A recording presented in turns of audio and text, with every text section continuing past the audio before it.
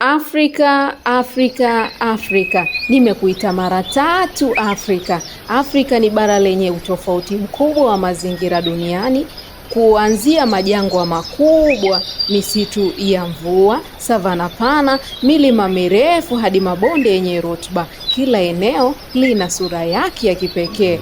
Lakini zaidi ya mazingira, Afrika pia ni nyumbani kwa mamilioni ya watu wanaoishi katika makazi tofauti tofauti kulingana na hali ya hewa, utamaduni na maendeleo ya eneo lao. Katika makala hii tutazungumzia kwa kina mazingira ya Afrika na jinsi watu wanavyoishi ndani ya vivutio vya Afrika.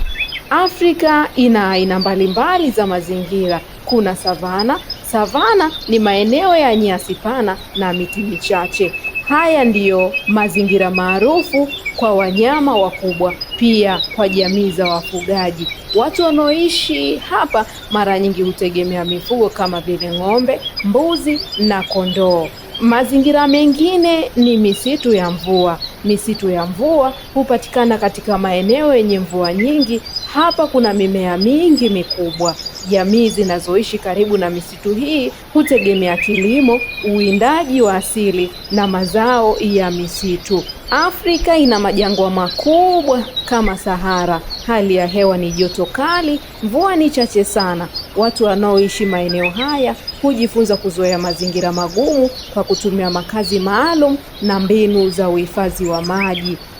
Milima na nyanda za juu. Maeneo ya milima kama vile Kilimanjaro ni maeneo ya nyanda za juu, yana hali ya hewa ya baridi kiasi, rutuba nzuri. Watu wanapendelea kilimo katika maeneo haya kutokana na udongo mzuri.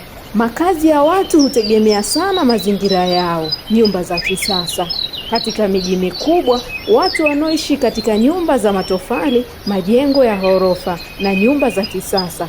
Haya ni makazi yanayopatikana zaidi katika maeneo yenye maendeleo ya miundombinu.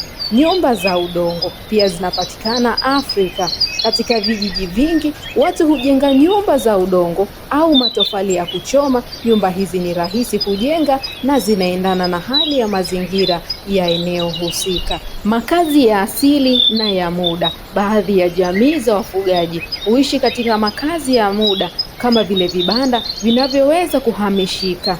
Hii husaidia kufuata malisho ya mifugo yao. Maendeleo ya jamii. Kadiri miji inavyokuwa, makazi ya watu yanabadilika. Majengo ya kisasa, barabara na huduma za umeme na maji.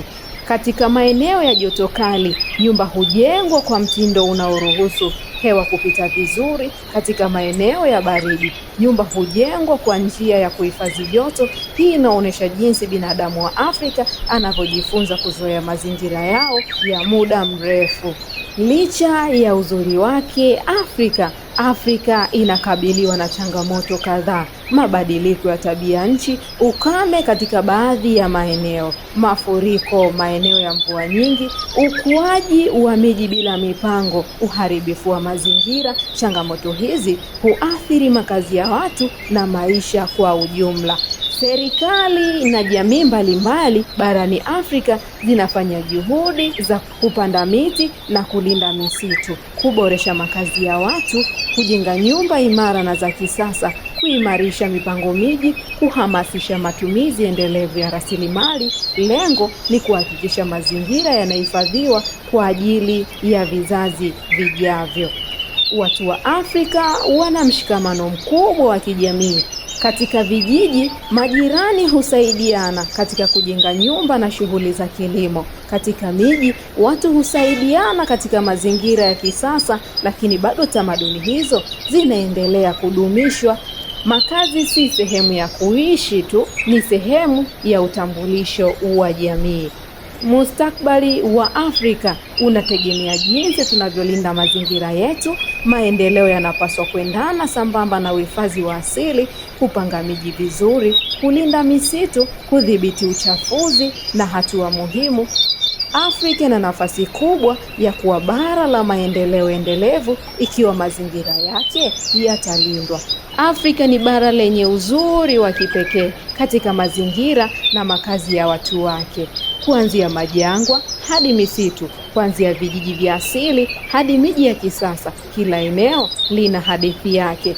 Mazingira na makazi ya watu wa Afrika yanaonyesha uwezo wa binadamu kuzoea na kuishi kwa kushirikiana na asili.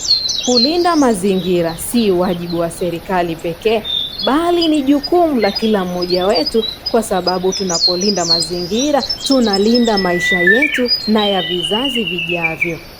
Je, unaitizama vipi Afrika na utofauti wa kipekee? Aidha, kuna kitu unakikumbuka kuhusu Afrika? Tukutane hapo kwenye comment. Endelea kufuatilia Connect Safari. Sisi tuko kwa ajili yako.